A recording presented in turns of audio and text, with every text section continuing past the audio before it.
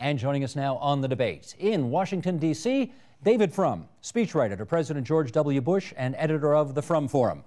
And Craig Shirley, author of Rendezvous with Destiny, Ronald Reagan and the Campaign That Changed America. And back here in studio, Theo Caldwell, author of A More Perfect Union and a columnist with the Daily Caller, and TVO's own foreign affairs analyst Janice Stein. Great to have everybody both here in the studio and in the American Capitol with us to consider the legacy of Ronald Wilson Reagan. And David Frum, to you first. I want to take you back to 1981. Shortly after Ronald Reagan becomes president, the air traffic controllers go on strike. And Ronald Reagan says, get back to work or you're going to be fired, and they don't get back to work, and he fires them all. How significant was that showdown in terms of setting a tone for the next 7 years to come? It was a decisive moment. It was a test of the president's strength of character, because an air traffic controller strike was very, very disruptive. It was also a test of the law, because the strike was against the public safety and convenience, and the president had the power to order people back to work. And it signaled one of the great changes that had just come to the United States. The United States had inherited from the New Deal era a much more controlled and regulated economy. And that economy had worked fine through the 1950s and 60s, but had begun to crack apart in the 1970s. The old system no longer was adapted to new ways. Beginning in the late 1970s, Americans set about a grand change of that old inherited system. And Ronald Wilson Reagan, to give him his full name, he was the president who presided over the decisive era toward a less heavily regulated and governed economy. Craig, did it also signal that it was now going to be open season on labor, and labor unions in particular? No, not necessarily. Don't forget, Ronald Reagan was the first president elected who was not only a member of a labor union, he himself was president of a labor union and carried a labor card his whole life. Even as president, he still paid his dues to the Screen Actors Guild. He wasn't hostile to labor, but he also understood that the PATCO had a contract with the government. And one thing, too, is that he was mindful of how Jimmy Carter looked weak in his negotiations with the Iranians and with the Ayatollah Khomeini, which led to the 52 American hostages and some Canadians being held hostage for 444 days. And Reagan knew that presidential leadership was also about being decisive, and he wasn't going to let happen to him what happened to Jimmy Carter and get into a long, protracted negotiations with PATCO. It was either come back to work or forfeit your jobs for life. Theo, one of the things that they say about great politicians is that they're really smart when it comes to picking their enemies. Yeah. Was this a good enemy to pick at this point in his administration? Yeah, and it bears mentioning, of course, that the president didn't pick this fight. He didn't want for this to happen in the first place. A very good point that Craig has just made, that, look, this was a union guy. He spent 13 years as the president of one of the biggest arts unions in the country. And he showed himself in this early event to be the decisive guy that Americans thought they were electing, that the Iranians seemed to see when they released the hostages moments after he was, as governor, this is a guy who was happy to send, not happy, but willing to send the National Guard to quell unrest at the University of California. He was a decisive guy. The way that Reagan handled this particular strike was a through line to the way he took care of business in his chief executive capacities. But yeah, it probably looked good, certainly to that segment of America that you alluded to that isn't necessarily sympathetic to union priorities. But as president, he put the country first. That was the right thing to do, and I think the country thanked him for it. Can I get your view? Because I've heard this argument before that, you know, he was the head of a big union, and therefore you can't call him an anti-union guy. Where do you come down on that? You know, it's difficult to know. He was the head of a union, and that's obviously got to speak for itself. But leaving out the union piece of this for a second, it was a decisive moment because it signaled a pulling back of the regulatory state. That was the real message. So this was understood as the beginning of deregulation of some markets that, as David just said, had been tightly regulated. So if we look at this as a decisive moment of his presidency, this signals the beginning of deregulation. Difficult to make a judgment on it because it's perfectly credible to argue deregulation went too far, and we saw that by 2008. 2008, the verdict was in. Yeah. I want to get, David, let me ask you to pick up. Wait a moment. Stop there. Yeah. I knew because David, you want to go first? The New Deal. Yeah, the New Deal concentrated its regulation on 3 sectors of the economy, 4 sectors, I should say. Concentrated on energy, it concentrated regulation on transportation, regulation on finance, and of course there were additional labor regulations that affected everybody. the deregulation of energy and the deregulation of transportation, I think, are two of the greatest successes in the history of American public policy. It's the deregulation of finance that is troublesome. That you can argue went too far. But let us not forget that before 1975, 77, 78, 81, the price of natural gas was regulated. The interest rate on checking accounts was regulated. It was a crime for an American citizen to own a bar of gold. Price of oil was regulated. Yeah, pick up on that, Craig. Go ahead. Well, I just want to get to this issue about deregulation. Actually, one of his first acts as president was to deregulate the cost of oil. Oil had been, imported oil had been regulated by the U.S. government for many years. And everybody screamed that the sky was going to fall, that once that he deregulated the cost of oil, that gasoline prices would go through the roof. And as a matter of fact, they fell as a percentage of inflation all through his presidency. And I remember in 1986, a gallon of gasoline was 79 cents. It was about 50 cents cheaper per gallon than it was when Ronald Reagan took office. One other thing, too, on this PATCO thing, don't forget, too, when somebody had mentioned that it was a good political enemy. PATCO was one of the few unions that actually endorsed Ronald Reagan in 1980. So in going against somebody who had endorsed him, he makes a strong political point that he cannot be controlled even when the other side is wrong. It was Ronald Reagan's Sister Souljah moment. You didn't even know it yet. Okay, Janice, you wanted to come in. No, listen, there's little argument here that in energy transportation, looking back over the 30 years, the deregulation of markets really brought prices down and brought a great deal of efficiency. But as David says, finance was the other area, and you look at the cost of that, it's a mixed record. That's the point. Okay, well, let me broaden the discussion then to talk, and David, you can go first. Actually, let me get Theo, because this is where you make your living. Reaganomics. Ronald Reagan said you can cut taxes if you cut spending on everything except defense, where you may want to double the budget, incidentally. You can balance the budget at the end of the day. We know that didn't happen. Was Reaganomics a bust? No, not at all. I mean, you probably don't want me to go straight into comparing it to the deficits and the debts that we see today, but as Reagan would say, he doesn't worry too much about the deficit. It's big enough to take care of itself. You had national debt equal to about 36% of GDP when he took office in his first budget, and it was just about 55% of GDP by the end. The highest deficit, I was looking at the percentages before this discussion, the highest percentage of GDP deficit you saw around 1983 was 6.2%. Now, yeah, that's a bit higher than you'd like. Yeah, a lot of that was, as you mentioned, to do with defense spending. But remember this, tax revenues doubled during the time that Reagan was president from when he did his initial 25% tax cut, the three-phase tax. Highest rate was 70% when he came in. He brought the highest rate down to 28%. What did spending do when he was president? Well, spending absolutely increased, as I mentioned, when it came to deficits and GDP. But remember this, we added, in the United States, from 1983 to 1989, 31% to the GDP.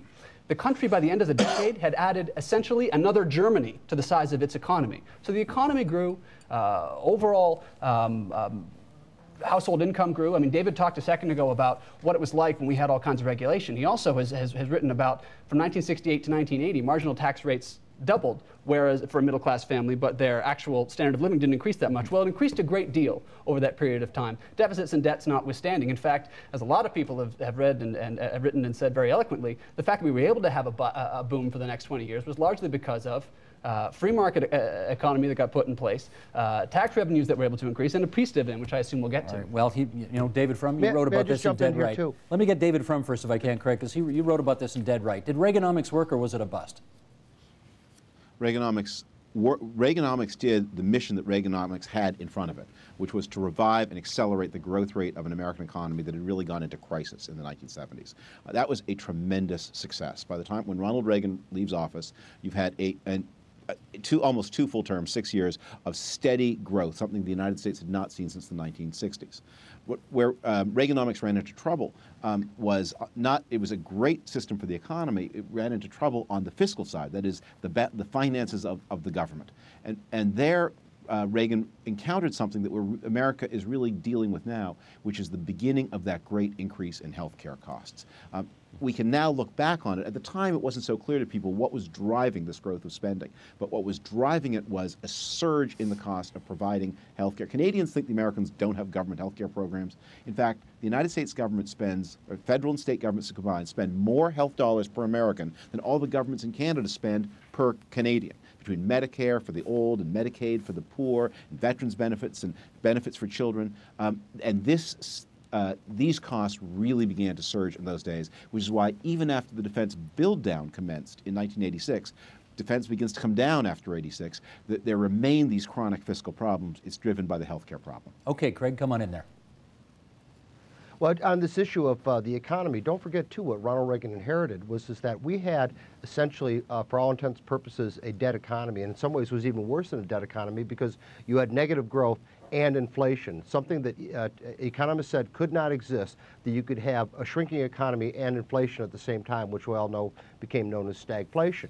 So you had inflation touching upwards of 18–20%. You had interest rates over 20%. Buying a house was ridiculous because nobody could afford the mortgage payment. So not only does he inherit economy that's a negative growth, it also has high inflation. By the end of his term of office, interest rates are down in the single digits, about 5–5.5%. Inflation is down to about 3–4%. And the deficit, as he's leaving office, is shrinking. He also used the veto pen more than any president since Dwight Eisenhower, and discretionary spending as a percentage of the federal budget fell 13% during his 8 years as president. What's the record, Janice, as far as you're concerned? You know, I agree with my colleagues 50% of the time here. So there's no question that Reagan came out of an economy that was in stagflation. The description of the crisis of capitalism, if you think we have them now, you go back and look at that period before Reagan came to office. And as you've all said, by the time he left office, you had a growing American economy and you had inflation under control. The real issue becomes, what do you take away? So it's not a Reagan comment I'm going to make. The real issue is, what do you take away from this? That you can cut taxes and spend because the deficit will take care of itself, and don't worry, folks. Well, we had George Bush 8 years later who cut taxes and spent and left the United States and drew fundamentally on the same set of principles, left the United States in one of the worst conditions it's ever been. So I want to distinguish between the specific situation and the set of principles which we call Reaganomics, which are far more questionable, Theo frankly. first and then back to Washington. Well, if I could just, the one point that I think you take away from that in terms of you can cut taxes and spend is that if you cut taxes, if you simplify a tax code, if you take the onerous burden off people, you increase revenues. Reagan did it, Bush did it, Carter did it, for God's sake. John F. Kennedy did it. If you cut taxes intelligently and you have lower rates and you have higher compliance and incentivize people to grow the economy, they do so, and your revenues increase. Go ahead, Washington. Well, that's not always true. And in fact, one of the ways that one of the ways that Reagan's legacy has been. Well, that's right. But that go tell it to the Reaganites. One of the things we need to understand is that Ronald Reagan was not always a Reaganite. That's right. That is, he confronted a series of very specific problems in the environment of 1981, where his policy mix, I think, worked very well. I saw this happen. George Bush applied the same policy mix in 2001 to utterly different circumstances, and guess what? It didn't work. And what I think people often leave out is Ronald Reagan, in that famous inaugural address, said, under our present circumstances, government is not the solution to our problems, government is the problem. And he was right. But the qualifying phrase, under the present circumstances, is always omitted from the historical memory. Theo, it is not always true. We're not always on the right-hand side of the Laffer curve. If the Laffer curve is a curve, there are an infinite number of points on the curve, and half of those points have to be on the left-hand side of the curve. Very quickly, David, I don't think you'll disagree with me that George Bush had a tremendous spending problem. But it's a matter of fact that from 2003 to 2007, with lower rates, Treasury receipts increased by $750 billion. So the fact remains that if you cut rates and you have a simpler code, you can get higher revenues. The problem is on the spending side, and I think we're all saying that. No, I don't think we're all saying that. Reagan's growth, though. All right, let's get Craig to the point of the tax cuts to Ronald Reagan. Well, I was just going to point out the difference between Reagan's tax cuts was to stimulate the economy, and the economy grew fast in the 80s. It didn't grow fast in the 2000s. We should just let our viewers know here we've got a bit of a delay on the satellite to Washington, which is why we occasionally step on each other. Craig, make your point, please, and then we're going to go on to foreign policy. The difference, I think, between Reaganomics and Bushonomics was that the Reagan tax cuts were aimed mostly at individuals as opposed to businesses, where in some ways the Bush tax cuts were aimed more at businesses. Ronald Reagan wanted to get the money back to the people where he thought it belonged. It was about shifting power away from Washington and back to the individuals. This was part of his worldview. He also, although government spending did increase under Ronald Reagan, it grew at a much slower rate. And in the ways he said, you know, the old days are over. He says, I'm going to cut your taxes, but remember, this is a do-it-yourself enterprise. So you go out there and you know, create your own future. Here's the money, the resources, the tools to do that. Where Bush said, I'm going to cut your taxes, but we're also going to embrace the philosophy of big government republicanism, so that we'll cut your taxes, but you can also turn to government anytime you want for anything it is you want. Those are two very different philosophies. Okay, let's leave the domestic agenda behind. We're now going to move to foreign policy. Janice Stein, this is the stuff you teach. I'm going to you first. Ronald Reagan, I think, was the first president to articulate the following view of the Cold War. We win, you guys lose. The days of détente and sort of, you know, status quo were over. He saw the Cold War going a different way. Does he get a lot of credit for that? You know, that's actually not accurate. Let me just say one quick story about that period. There was a U.S. exercise called Operation Able Archer, in which U.S. Frankly mocked up a nuclear exchange. So that's the other side of Ronald Reagan that people really don't talk about. And I think it was his first exposure to the really professional, hard side of what U.S. capabilities looked like. And he sat in and was briefed on this exercise, and he was absolutely appalled. Absolutely appalled. And so a lot of what you then see about Ronald Reagan later, the belief that you could actually do away with nuclear weapons, that you could make the world safer. What was he appalled by? He was appalled by the risk of nuclear war with the then Soviet Union. He thought it was much greater than people realized. This exercise actually modeled that. You know, with a little more experience, he might have been a little less appalled, because these fundamentally were military scenarios that were running. But he was absolutely appalled. And you know, a series of interviews I did afterwards, this was a defining moment for him. So you're right. He pushes the Soviet Union and says, tear the wall down and trust but verify. But there were two tracks to him. The other track was, if we leave this alone, if we just simply ratchet down the level of tension, we don't have a stable situation here, and we can all lose. And I think that's a very important part of understanding who he was and what he did. David, does he get credit for winning the Cold War? I think he deserves credit for a lot more than that. I think he,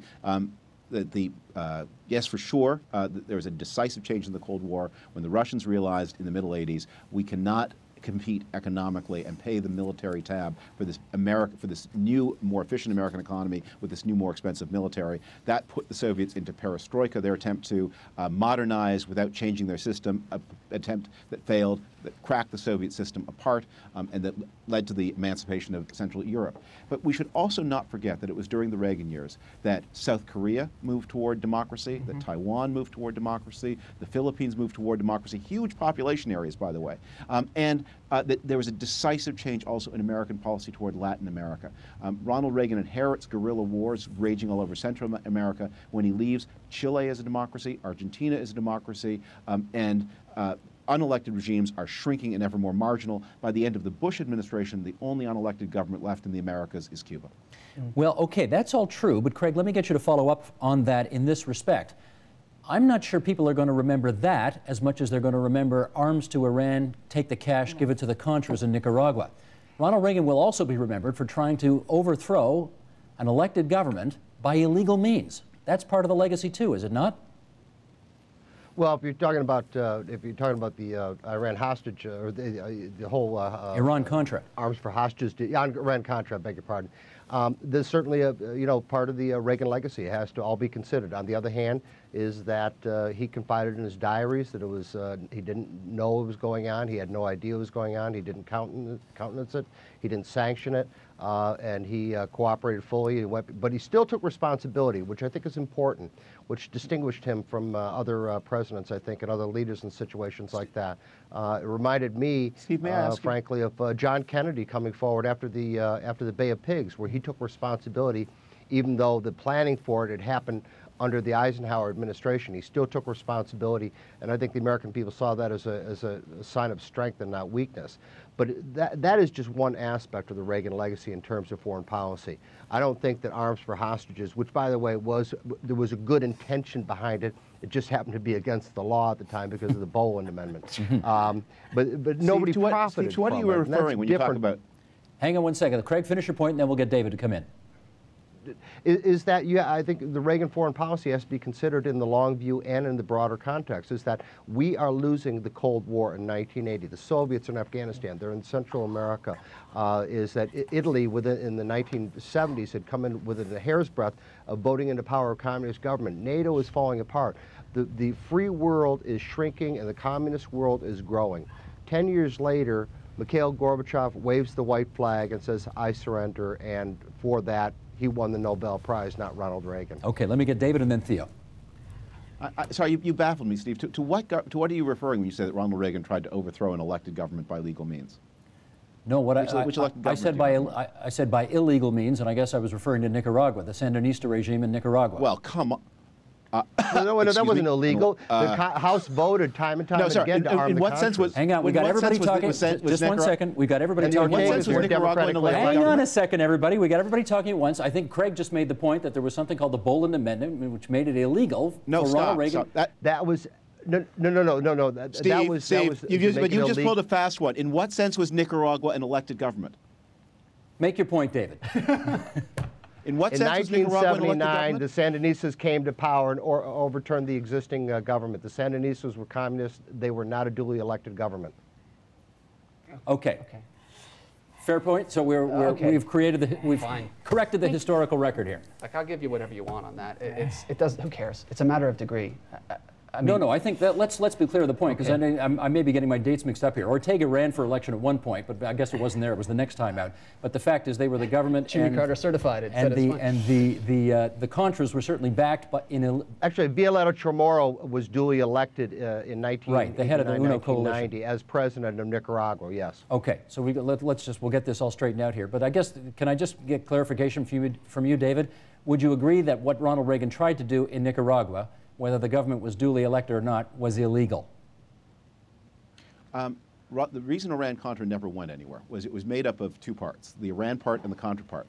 The Iran part was the part that was unpopular in the United States, and it was clearly legal. The Nicaragua part was dubiously legal. It wasn't clearly illegal because it wasn't clear the Boland Amendment was constitutional. But it was dubiously legal, but very popular, because that government, Steve, was not an elected government. That was a revolutionary government that had seized power violently, that was opposed by the large majority of its own citizens, who ejected it the first time they did get a fair election. Okay. Theo, come on in. I think it's a matter of degree. I think the Iran-Contra matters in as much as we've spent most of your initial question about foreign policy talking about Iran-Contra, as opposed to the existential issue that you brought up, which is winning the Cold War, which Professor Stein was referring to, the Holocaust that nuclear war would have been. And the fact that Reagan deserves a lot of credit, I think we all agree with that, for putting that to an end. And you know what, to follow on the way you phrased your question about we win, they lose, you know what I think Reagan gets credit for and should continue to receive credit, is bringing clarity to the question of the Cold War. We look back, 20, 30 years later, and we say, it was obvious. I think a lot of people have come to realize the inhuman monstrosity that is and was communism. But the fact is, he was coming in after Jimmy Carter, who frankly had been betwixt and between when it came to dealing with the Soviet threat. David mentioned Afghanistan.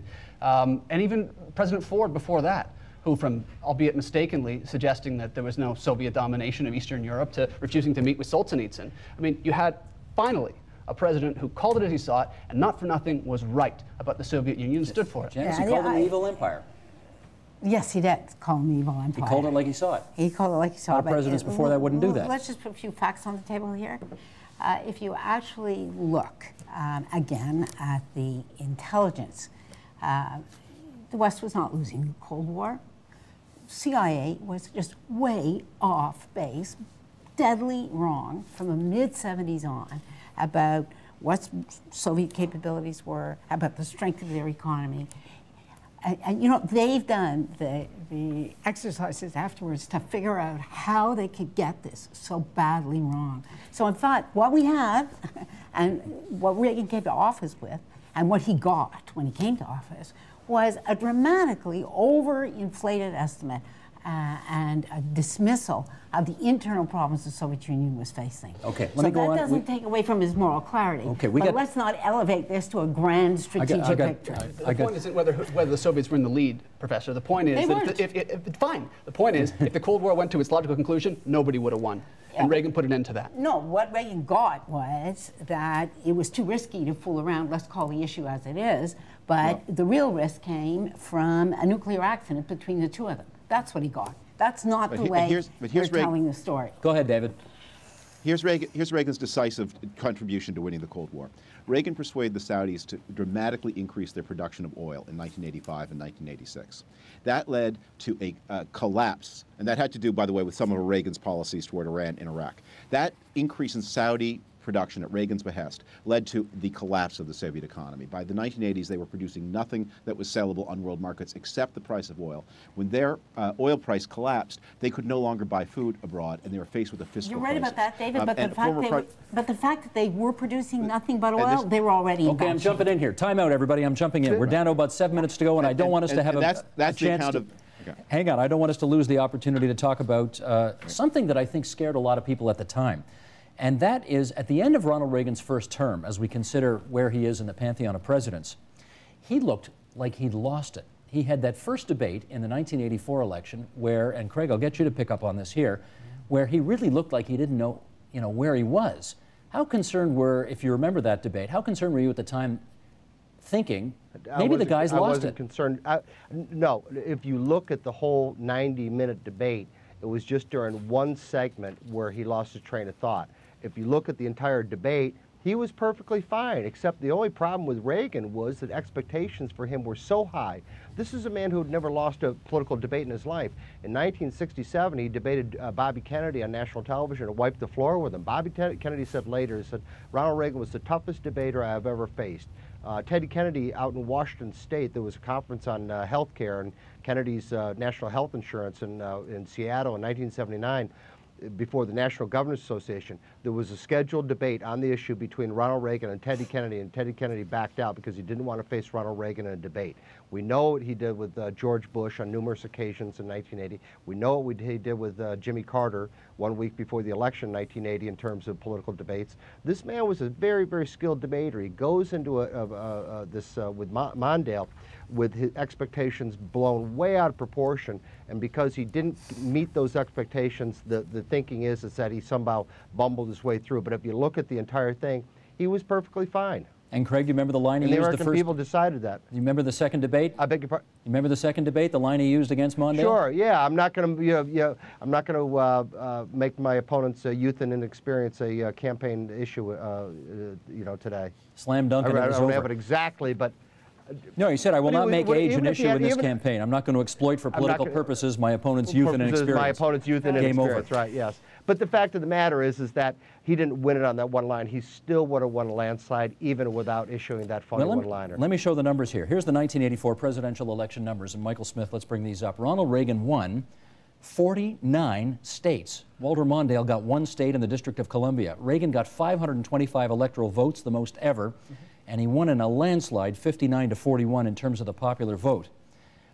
David Frum, do you want to go so far as to say that on the basis of all of what we've talked about so far, on the basis of restoring the presidency, if you look back at all of the presidencies going back to Kennedy, or I guess going back to Dwight Eisenhower, they'd all ended not well, that Ronald Reagan was one of the greatest presidents ever. Do you want to say that? Here was I would say is that he is one of the 2 most decisive presidents of the 20th century, along with Franklin Roosevelt. That Franklin Roosevelt marks the beginning of the liberal era, and Reagan marks that era's end. Presidents are great insofar as they meet also the needs of their times. You can have presidents with high degrees of personal capacity, like Herbert Hoover. They're not the man for the job at that particular moment, and they end in tragedy. The Reagan presidency is more than about Ronald Reagan alone. And this is, when people try to replicate it, this is the thing they need to keep in mind. It was about the times and the circumstances. He was the front of a gigantic intellectual movement that had reached its apogee in the 1970s, and that had a set of ideas relevant to the needs of their time, ready to go, that really made a positive difference. And Reagan was the salesman, the symbol, the executive, the leader, but he was not alone. Janice, one of the greatest ever? No, I agree with David. From this perspective, let me frame it a little differently. Reagan was a brilliant communicator, which is something that we've not really talked about, which is such an important part of the presidency. That's what they call him, the great He communicator. had a capacity to sell in a deep sense, but what is that? That's a capacity actually to connect to people. And everybody, I mean, far outside, far beyond those who would necessarily be fully in agreement with what he was selling, nevertheless felt connected to him in a way that it's difficult to think of any other president before or since. John Kennedy, who many people talk about their rhetorical skills, was polarizing. Reagan should have been, but wasn't, because he had this extraordinary gift, and that's why that stumble in the debate is so remembered. You know, it'd be interesting to speculate, given what he actually suffered from at the end of his life, because the roots of that go much, much farther back in time, that momentary loss were early signs. But he was, I think, the most brilliant communicator any president in the 20th century in the United States. Theo. Well, we do call him the great communicator, but I've often wondered if that's damning with faint praise, because to David's point, he was, in some respects, the head of a movement, of a country that felt itself overregulated, overtaxed, with too much government in its life. And he understood the way Americans thought about politics. He famously said that Washington's the only place on earth where sound moves faster than light, because he got it. He felt that maybe government was too much. But it wasn't just about the fact that he could communicate well. It was about the fact that he could communicate what people were feeling. And he could reflect that. In terms of his electoral success, only 2 presidents since 1900 have ever had outright majorities more than once. FDR, Dwight D. Eisenhower, and Reagan. And second terms are almost always difficult, but he ended about as strong as any second term is going to. So is he one of the greats? Probably the greatest in my lifetime, but I was born during the Nixon administration, so it's slim pickings for me. Craig Shirley, talk to us about this. In the 2008 Republican presidential primaries, all of them, and I mean all of the candidates running to try to get the Republican nomination, described themselves as Ronald Reagan Republicans. What did you take from that? Right. Bemusement. The problem with so many people, and I remember, for instance, Rudy Giuliani, what you said that Ronald Reagan used to say that my 80% friend is not my 20% enemy. I fact-checked that to the fare thee well, and never found Reagan saying anything even vaguely similar to that. And then I called 2 former Reagan speechwriters, and one of them said he doubted that Ronald Reagan even thought such a thing. The problem with the Republican Party and its relationship to Ronald Reagan is that they embrace the persona, but not the principles, and not the depth, and not the intellect of the man, because that takes scholarship, and who has time for that today? So there's a superficial understanding of Ronald Reagan, but unfortunately it doesn't do him justice, because it all focuses on him being a nice guy, or him being a conciliator, or him, you know, negotiating with Tip O'Neill, which is another myth. He and O'Neill were very wary of each other. Reagan confided so in his diaries. Tip O'Neill said in his diaries that Ronald Reagan, it was sinful he'd been elected president, and that he was the worst president in Tip's lifetime. And so the Republican Party, while they invoke Reagan, I think that most of them don't grasp the depth of Ronald Reagan. I still think Tip O'Neill had the best line, which is Reagan was a lousy president, but he'd have made a hell of a king. Well, Craig makes a heck of a point. I mean, this idea that Reagan was great because of all the compromising and bro-hugging with Tip O'Neill, we hear it so often, but frankly, he had principles that he believed in. He was willing to stand up with them. He'd tell you himself, I believe, if he were here, that he wasn't always right. But to your point about everyone trying to be Reagan, on May 2nd, the first Republican debate of the next presidential election is going to happen at the Reagan Library, and it's going to be cringeworthy. Everyone's going to want to be Ronald Reagan, but there was one. Just like there was one Jimmy Carter, thank God, one George Bush, Easy. 2 actually. Point is, you got to have. On this, can I just? I got 20 seconds left, Craig. Go for it. All right, on this issue of greatness, is that John Patrick Diggins, the great liberal historian, ranked Reagan as one of the 4 greatest American presidents alongside Washington, Lincoln, and FDR, because they were great liberators of very many people. And so a liberal historian has put Reagan in the panoply of great presidents. And that is the last word for this program. Can I thank all of our guests for appearing tonight? David Frum, the Frum Forum out of Washington, D.C. Craig Shirley, Rendezvous with Destiny is his latest. David and Craig, thank you so much for being there on the line from the American capital. Theo Caldwell, the columnist for the National Post and Toronto Sun here in Toronto, along with Janice Stein from the Munk School of Global Affairs. Thank you, everybody.